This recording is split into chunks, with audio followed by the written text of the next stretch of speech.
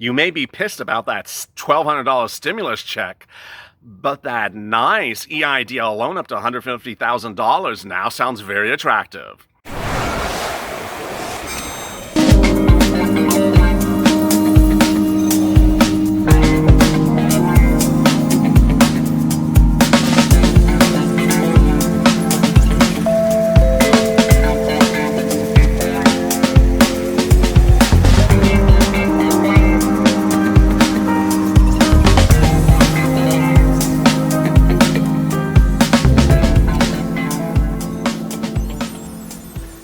Hey, good evening, everybody. This is LALATE. Hope you're great and safe.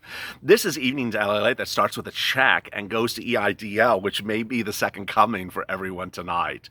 It's been a crazy day of great news turning to what the hell news, and it's ended with really encouraging, wonderful news. If you didn't watch my video minutes ago before this, I reported to you that a lot of you had never considered EIDL loans or the other items that this channel reports on a daily basis that would give you a lot of money, and had really only focused on the stimulus check. And now that the stimulus check seems to be going off the tracks on the Hot Mess Express, you're now getting enlightened to EIDL. So this video is going to be an introductory video to all my wonderful new viewers who never considered EIDL.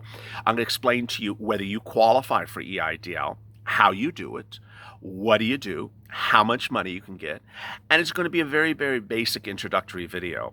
It's also going to explain to you how you get assistance in answering questions about EIDL. Understand, I'm going to say this. I'm not going to come off egomaniacal, but I'm going to say this. No one online is more comprehensive about EIDL than me. I am Mr. EIDL as to the loan. I've done an enormous number of videos, and I've gone into incredible detail about that. And this channel came into fruition because of EIDL. So I know better than really anyone else out there how to get through this process. Let me start right now. EIDL was adopted in the first Stimulus CARES Act of May, but is still live. It is still funding. It is still active. It's not running out of money. EIDL funds three general types of businesses. The one is a sole practitioner. More about that in a second. The second is a business owner with business employees, 500 or less. And the third is really agricultural. Now, there's others in there, but those really don't apply to this channel. So if you have an agricultural business, hey, great, you go right in. Also, if you have a real estate business, it's not the classification. I'm just talking about the types that they grant.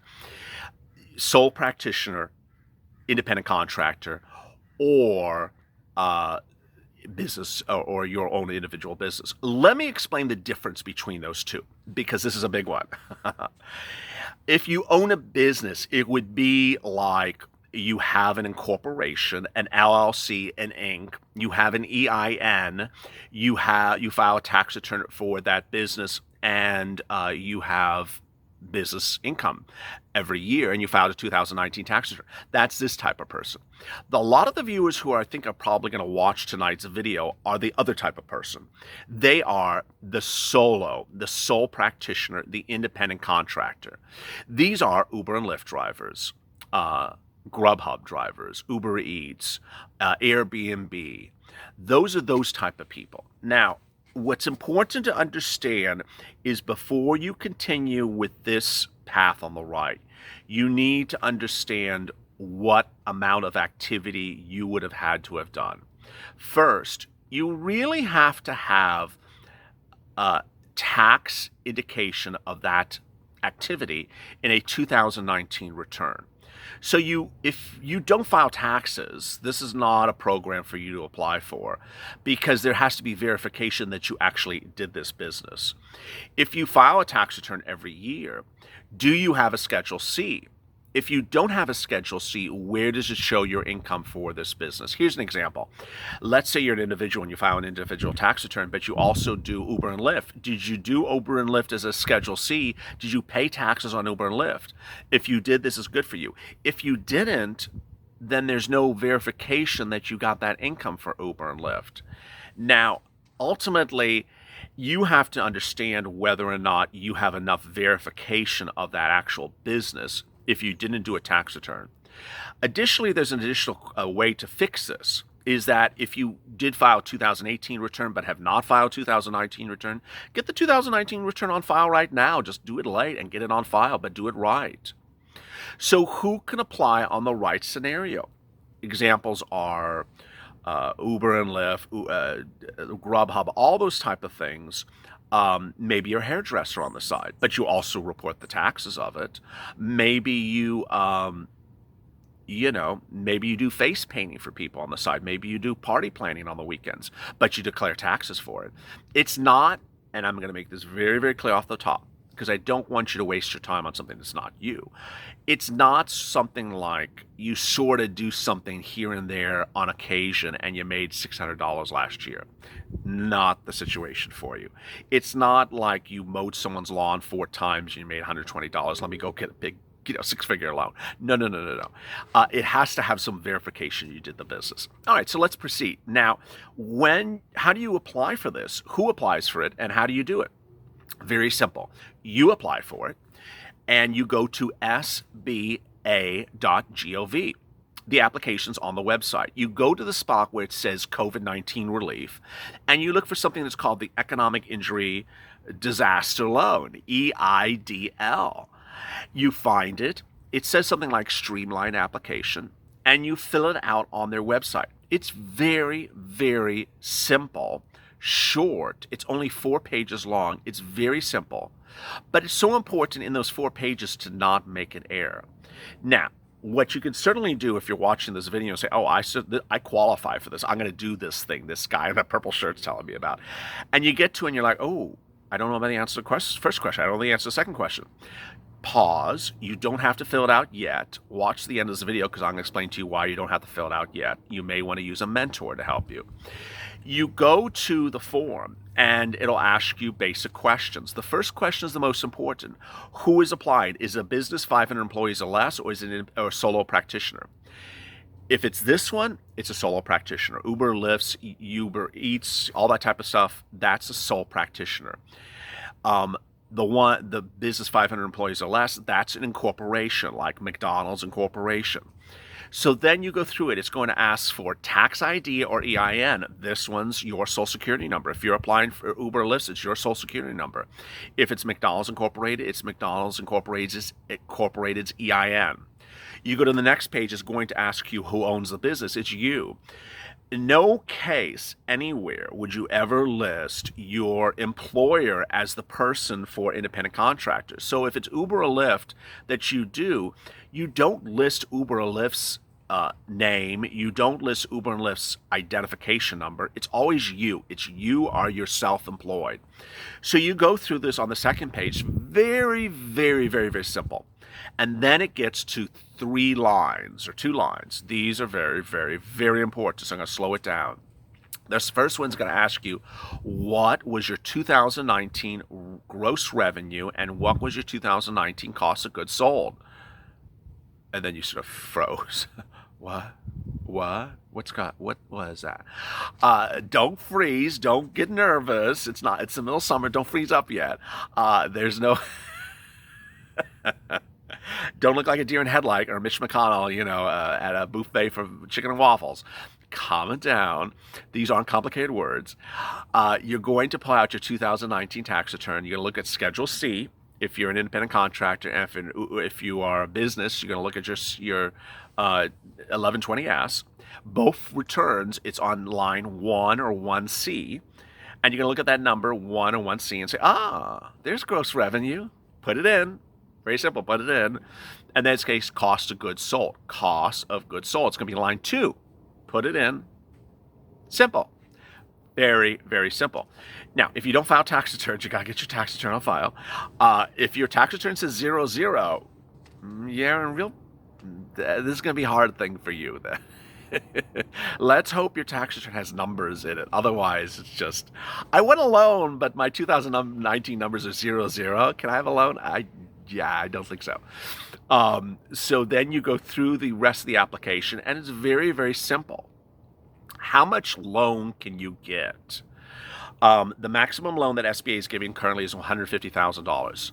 Next, what else can you ensure that you're going to get the loan for? Now, the first one is so important. And if you're new to this, watching this video, this is going to be a little bit of a thing that I have to say very slowly because it's a lot to digest very quickly. You need to know your credit score, but from one particular company. What am I talking about? Credit scores are reported by different companies. One of them is FICO. A lot of people know FICO. SBA only uses one company and one type of credit score. Experian is the company, and the brand of Experian is called Vantage with a V 3.0. So the way you find that out is you go to nav.com and type in your name and your identifying information, and it'll pop back your Experian Vantage 3.0 score. You can also download the Experian app, and it'll give you that information. It's always free. There's no place that you need to pay for this information. If you call it Experian, they will tell you a lot of bollocks, like they don't do 3.0 anymore, or crazy stuff. They do. 3.0 is the only one that SBA uses. Moreover, you call Experian, you can do a thing called the Boost, which will get your Experian credit score up to 20 points. Now, why do I say this? And this is the qualifier. You need to have a credit score of about 590 or higher. If you don't, then you do the Boost, which is free, which gives you about 20 points. Then are you above 590? If you're still not above 590, call up Experian and see if there's any adverse entries on your credit score. They can remove those. That might get you over the 590 threshold. Most people are generally over 590. I've been doing this now for 3 months, and I've had very, very few people who, once they fix things, are still not above 590. One of my colleagues told me about an hour ago that he heard that co-borrowing is going to no longer be available at SBA in the month of August. So the attempt to use a co-borrower apparently is no longer available. Finally, so you do that SBA, you do that Experian Vantage 3.0 check, you get that the credit score is over 590, good. You can get a loan. This is why it's so important you're listening to me, because I'm basically setting you up to get the loan done right away and funded. Funded means money in your pocket, moolah. To hell with Nancy and Steve, I got some moolah right away. Next step, how much moolah can I get? Okay, here's the calculation. Math, yeah, that thing called math. You got to take that number I talked about before, gross revenue, subtract cost of goods sold, divide by 2. Done. That will give you a number. That is the number that generally SBA will lend up to. They have gone over that amount, but they will generally lend, that is their published calculation. That is the amount that they lend based upon. So let me explain how simple this is. And I'm not trying to dumb it down or, blow air on, Nancy's ear. It is literally that simple. If you do this cleanly and correctly, and there's verification for what you're doing, you'll get funded literally within 24 hours. Let me give you an example. 10 o'clock one night, there was one viewer who at that time I had time. I don't have time for this anymore because I'm too busy with filming, but the viewer had gotten a loan before, and he said, oh, I also do Airbnb. I said, oh. I said, you get a loan for that? He says, no, I didn't know I can get a loan. I said, of course you can get a loan. I said, how much income did you have last year? He said, like $9,000. I said, okay. Well, did you declare it on your tax return? He said, let me go see. So he said, yeah, it was on my Schedule C. I said, good. And it said $9,000. He said, yeah. I said, what was the cost of goods sold? He said, like, I don't know, $500. I guess it's for advertising or something, $300. I said, perfect. I said, fill out the form. He filled out the form, $9,000. The $500 cost of goods sold. He put his personal social security number. He put his personal name. It's your name is, by the way, the name of the business is your name. He went through it at 10 o'clock at night. The next morning, he woke up. He had the loan in his account. It literally is done that quickly. So this is really great news, LALATE. Yeah. So this may be the future for a lot of you who needed an additional lifeline, and Nancy and Steve were jacking you around. Because ultimately, if you get a $20,000 loan or a $10,000 loan or a $15,000 loan, this is something that is really quite good for you. The great news is that the loan is not collateralized if it's $25,001 or less. Also really great news. So if you don't need a lot of loan money, don't get it. If it's over $25,001, it is collateralized. The loan does not require you to pay principal or interest in the first year, and then after that, it's a 30-year loan, 3.75, I think, fixed. So really great and simple. Finally, the private. If you go to the sticky comment or the pin comment in this video, there's a pin that I wrote, you'll see a link to how to get into the private. The private was created by me about now 3 weeks ago, and at the time I had 2 mentors. And the private was using my resources to get EIDL loans processed faster. Individual contacts that could expedite this process after you apply, but you hadn't got approved. Now, this is for people who have applied and are stuck. This is not necessarily you if you haven't applied at all. But they're mentors, but I had people who I helped get loans, and I called them mentors because they wanted to turn around and help others. So I started with 2 mentors. The first mentor lost his home in a fire just a week or 2 weeks ago, and has no insurance. There are now 5 mentors, I believe, in the private, available to assist you and answer your questions. Yes. So it's that spirit of helping one another that every day continues to grow. If the mentor gets you a big, nice, fat loan, $20,000 or $15,000 or $150,000, please tip the mentor. They're people just like you that have turned around to help someone else, and whatever you think is appropriate is appropriate. Someone who goes in and uses the resources of the private, it doesn't say thank you, does not say thank you, doesn't tell the other people what the outcome was, uses the resources and asks people a lot of questions and jumps in and jumps out. That's not the spirit of the private. The spirit of the private is help one another. It's also now expanded to include also mentors to help you with UI and PUA questions as well. So in a day in which we had a lot of news that people and haters would jump in the comments and say, that's not good, that's not great, that's not good, that's not great, that's the grammar police of YouTube, as I call them, we can have them sit over there in the corner, because ultimately it is a great day because you and I are helping one another.